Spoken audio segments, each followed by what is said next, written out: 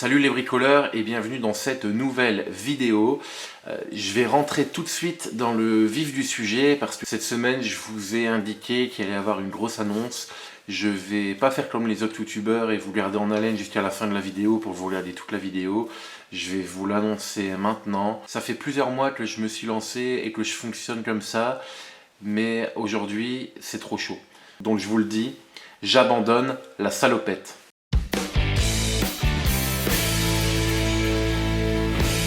T'as eu peur, hein? Ici, il commence à faire chaud, il fait très beau et elle est trop épaisse, donc je ne la supporte plus. Alors, j'ai essayé de chercher différentes alternatives que je te montre.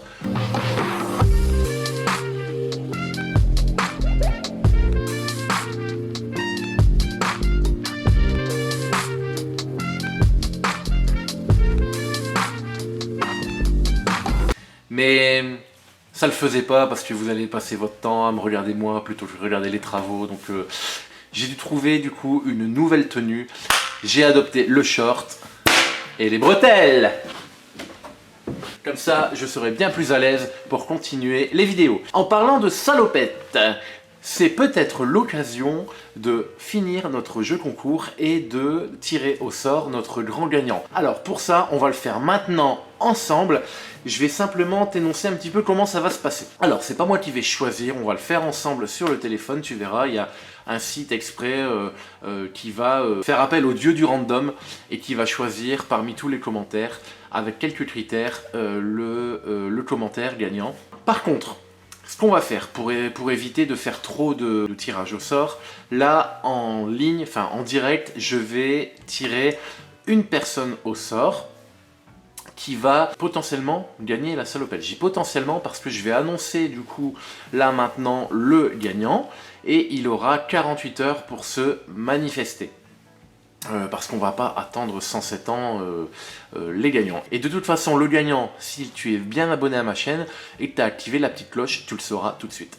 Donc du coup, je te laisse 48 heures pour te manifester. Alors l'idée, c'est que tu prends contact avec moi par mail, contact@quentinbricole.com, que tu retrouveras dans la description de la vidéo. Maintenant, si au-delà de 48 heures, tu ne t'es pas manifesté, je vais faire gagner quelqu'un d'autre. Donc là, je vais tirer au sort le gagnant ensemble et en off, je vais tirer deux autres gagnants au sort.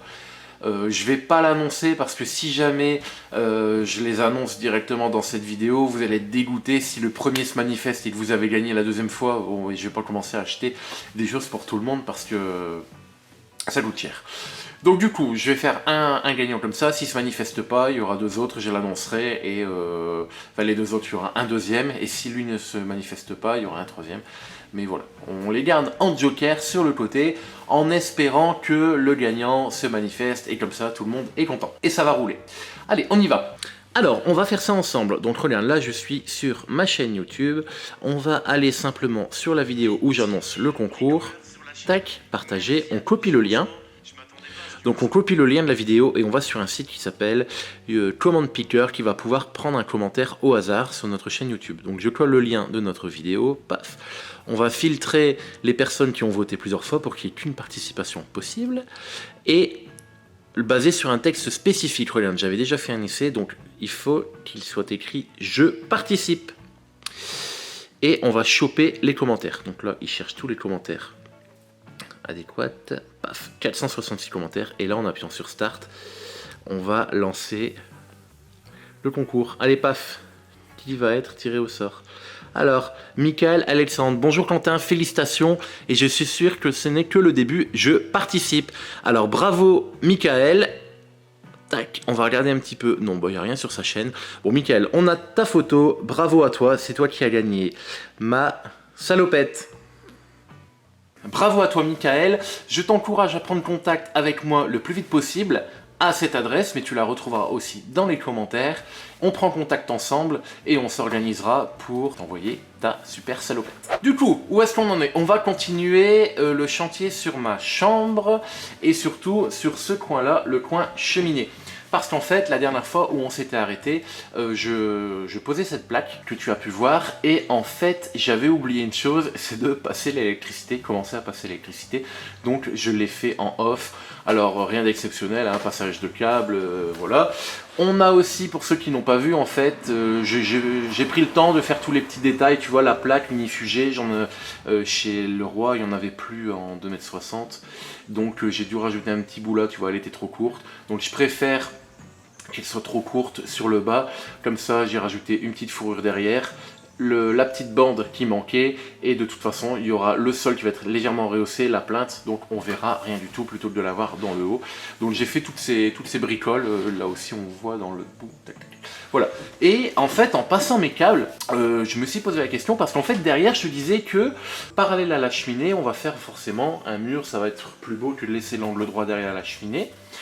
Et en fait ici, vers cet endroit-là à peu près, j'aurai une prise à hauteur d'homme pour installer la télé sur le mur. Et donc en passant mes câbles, je me suis dit c'est quand même bête d'avoir derrière ici tout cet espace vide.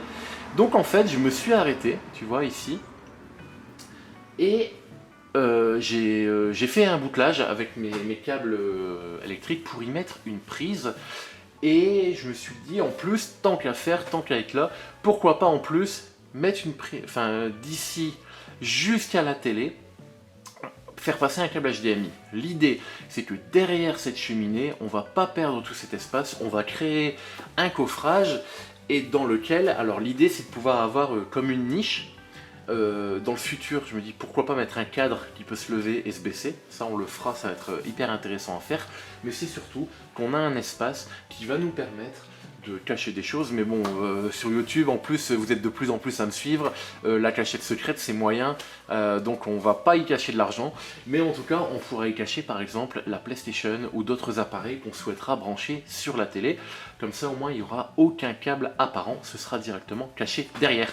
Donc aujourd'hui nous allons faire ça, on va faire cette niche, on va créer l'armature, on va plaquer et on va passer les câbles histoire que ce soit prêt. Et ensuite je pourrai continuer d'enchaîner le plaquage parce que j'ai hâte d'être aux enduits pour pouvoir avancer. Alors je t'amène avec moi, donc tu vois, regarde, j'ai fait passer mes câbles, donc j'ai mon arrivée, et hop, et ça va repartir vers la télé.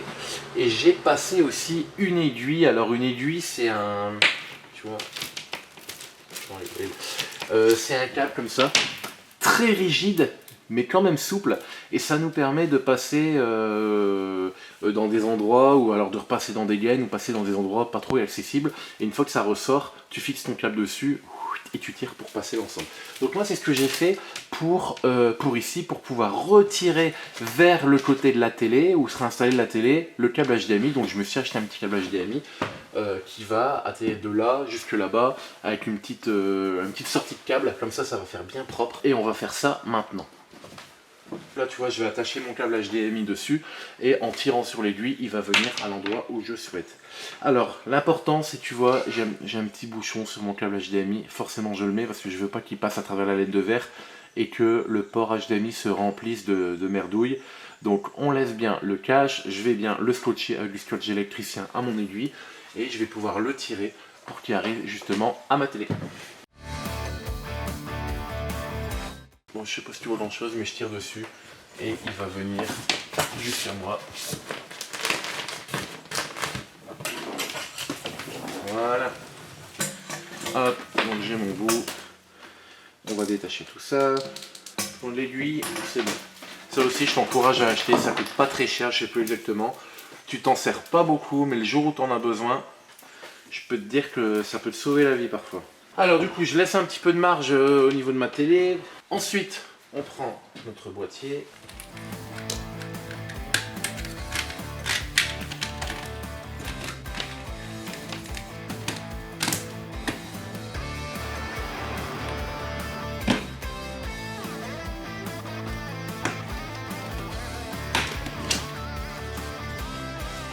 Le bleu avec le bleu. Le rouge avec le rouge. C'est pas compliqué. Tire bien sur tes câbles pour voir s'ils sont tous bien accrochés. Ok pour la prise. Maintenant, j'ai acheté une sortie de câble. Voilà. On ne serre pas comme un fou, mais on serre assez pour que si on tire un peu sur le câble, il est bloqué, ça tire pas sur toute la longueur qui est là-bas. Hop, ensuite, on remet le petit cache. Voilà, comme ça pendant les enduits et la peinture, il n'y aura pas de problème. Tu vois, c'est super rapide d'y penser maintenant, tant qu'on y est, ça va coûter quoi, 10-15 € de plus, mais au moins tu as la possibilité d'avoir une extension pour ta télé ou machin, parce qu'une fois que c'est passé, pour aller repasser un câble là-bas, même avec ton aiguille, peut-être que ça servira jamais. Franchement, j'y crois pas, parce que jouer à la PlayStation dans son lit, ça peut être intéressant, même si en ce moment j'ai plus trop le temps de jouer. Ou brancher, je sais pas moi, un Chromecast, parce que des fois, tu sais, derrière ta télé, tu veux le brancher direct, mais il faut une alimentation en plus, les câbles ils peuvent se voir, hop, tu le cacheras là-bas, une box TV, enfin, voilà, ce que tu veux. Au moins, c'est fait, ça va jusqu'à la télé. Sur la télé, tu verras, on fera la même chose avec la petite sortie de câble, et tout sera invisible. Maintenant, on va s'attaquer à cette cloison, du coup, qu'on va fabriquer avec une tablette. Pour pouvoir stocker les éléments, on va tout faire en placo. C'est parti. Dans un premier temps, on va prendre, comme d'hab, hein, le laser et on va définir l'emplacement de nos rails bas et de notre rail haut. Alors moi j'avais déjà anticipé le fait de faire un mur, donc derrière le placo là et là, j'ai fixé un rail qui normalement devra correspondre et je pourrai directement visser mes côtés à cet endroit et à cet endroit. Et en fait surtout, le but c'est d'être parallèle à la cheminée. Donc je vais mesurer ici, tu vois. Là, j'ai une connerie, j'ai 22. Hop, ici, je me mets pareil à 22. Bon là mon laser est quasiment nickel. Et en fait, si je m'aligne sur les deux traits, mon mur il est forcément parallèle au devant de la cheminée. Comme ça, ce sera visuellement ce sera beau. Et en plus, quand on va devoir créer ici, donc je vais faire petite tablette en bois, ça va être plus simple aussi et ça va être plus beau parce que ce sera tout parallèle. Moi j'aime toujours bien mettre un petit filet de colle en plus des vis.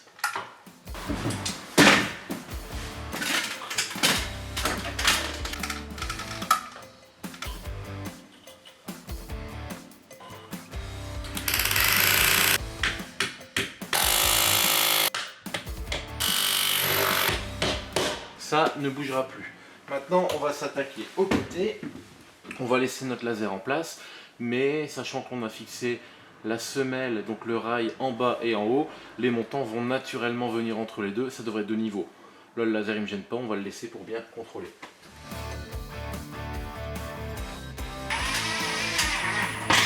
Mon angle est aligné avec la fourrure qui est derrière. Donc, je viens mettre une vis directement dans l'angle du montant. Ça vient chercher la fourrure qui est derrière. Et tu vois là c'est déjà bien costaud. Bon évidemment j'en ai mis aussi en haut. Maintenant ce qu'il faut c'est définir la hauteur de notre niche. Donc visuellement comme je pense par la suite ce serait bien de mettre un cadre qui puisse cacher, qui puisse se lever et se baisser. On va faire un truc automatique mais bon à mon avis avant de m'attaquer à ce projet on va faire plein d'autres choses mais on y reviendra. Il faut essayer de définir la hauteur de la tablette qu'on va mettre parce que ce sera la hauteur du cadre, donc il faut que ce soit cohérent. Ouais, je pense qu'ici c'est pas mal, 60. Maintenant je prends mon laser, je le remets sur son support magnétique et comme j'ai plein de fourrures apparentes, par exemple ici, hop, ici on est bien. Donc là on va fixer ici des rails. Comme ça, ça va nous permettre de faire l'assise pour la tablette. Pareil, je mets un peu de colle.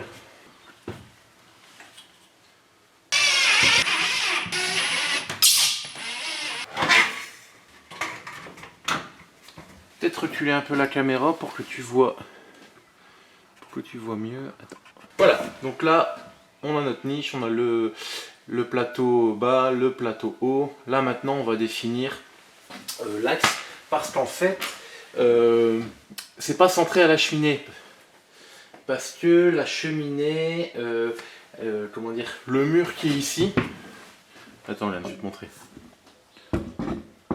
tu vois le mur qui est ici il est plus proche de la cheminée que celui-là, donc en fait l'angle est pas tout à fait identique. Donc ici mon tableau il est plus vers la gauche que vers la droite. Mais ce qu'il faut, c'est quand même que notre niche ici, elle soit centrée par rapport ici à la cheminée. Donc, comme d'hab, je vais mettre mon laser, je vais centrer et on va regarder un petit peu, on va remettre un montant pour bien fixer l'emplacement de notre, hop, de notre niche. Alors le laser, l'axe de la cheminée il est ici, tu vois. Donc là c'est notre axe, j'ai 33. Donc là on va reporter.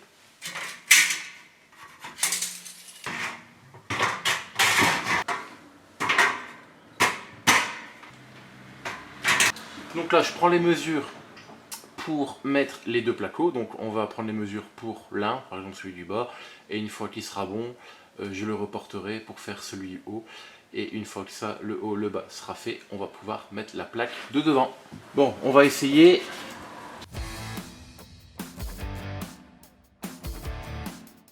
Nickel. Du coup, lui il passe, j'en fais un deuxième et on l'installe.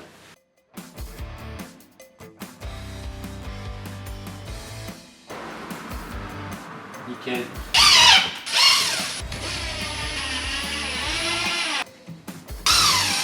Je suis content, c'est nickel. Là ici sur la, hop là, sur la face avant des deux là, je vais couper des rails en deux pour faire des sortes de cornières. Comme ça ma platine qui vient devant, elle va aussi se fixer. Et comme ça ces deux montants et les platines du coup vont être solidaires du panneau de devant et ça ne bougera plus.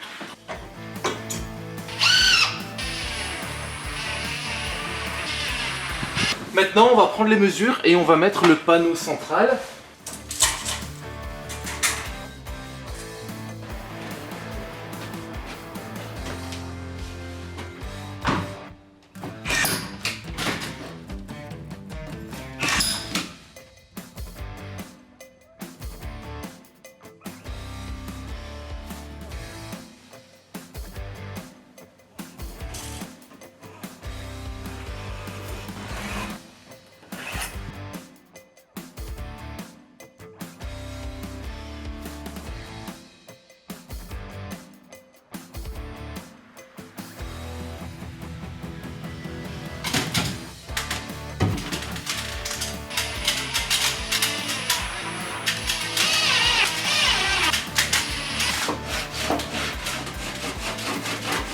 Dernière étape, j'ai coupé des bois comme ça qui me restaient de l'escalier.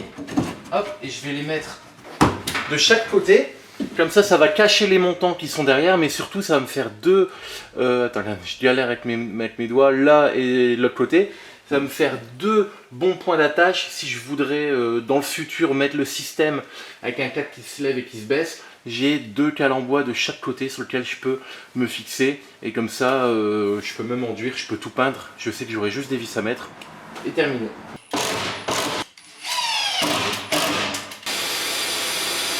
Bon voilà pour cette petite niche. Donc tu peux voir maintenant, j'ai passé un coup d'aspi, c'est tout propre. Donc c'est parfait. Je répète pour ceux qui n'ont pas bien écouté, il y a un écart un peu plus faible ici que de l'autre côté.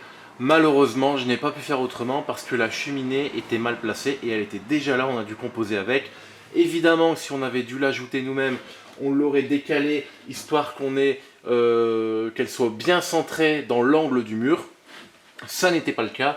On ne pouvait pas faire autrement, sinon il fallait l'enlever.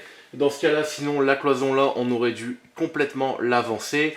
Ça aurait tout chamboulé, donc c'est pas grave.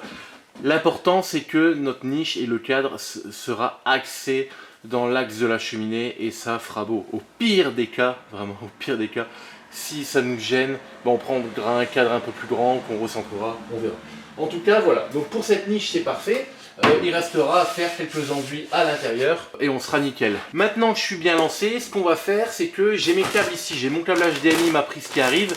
On va plaquer cette, cette plaque là, une plaque d'1,20 m et on va intégrer le petit boîtier avec la prise et le câblage HDMI comme là-bas. Comme je suis parti sur ma lancée, on va finir ça. Donc pour définir l'emplacement de ma prise ici, en fait simplement je sais où on va mettre le lit. Exactement, j'avais tracé au sol avec une bombe pour essayer de voir un petit peu la disposition et je vais mettre ma prise dans l'axe du lit, à savoir que même si le lit n'est pas au centimètre près, dans tous les cas c'est pas la prise qui va définir l'axe de la télé, ce sera le support de télé qu'on pourra bien évidemment mettre un peu plus à droite ou un peu plus à gauche, la prise sera derrière, ce n'est pas grave. Mais là moi je vais me centrer Et mon axe il tombe à peu près ici. Donc on va faire ça ici. Avant toute chose, je vais passer mon câble électrique parce que là, il vient d'ici, il s'arrête là et j'ai un câble qui part de là et qui part vers le reste de la maison. Et ça, on le fera une autre fois. Je vais le passer tout de suite et on installe la plaque.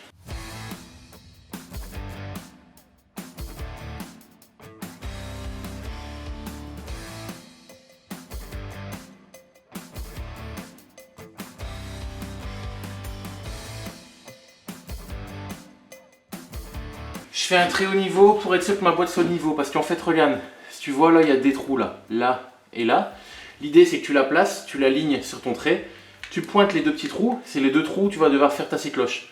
Donc là, j'ai tracé mon trait, j'installe, je place mes deux trous. Je fais mes deux trous de cycloche. Et ensuite, je relie mes deux trous de cycloche. Je les relie avec un coup de scie pour faire un trou ovale. Et tu seras pile poil à la bonne taille. J'aurais pu faire mon trou avant pour passer mes câbles dedans, mais j'aurais pas forcément été sûr d'être de niveau. Bon, après tu peux toujours jouer, mais moi je laisse mes câbles un peu là, à peu près à cet endroit-là. Il faut faire attention de ne pas aller trop loin pour pas taper les câbles, mais au moins là je suis sûr que ma boîte elle est pile poil au bon endroit et de niveau.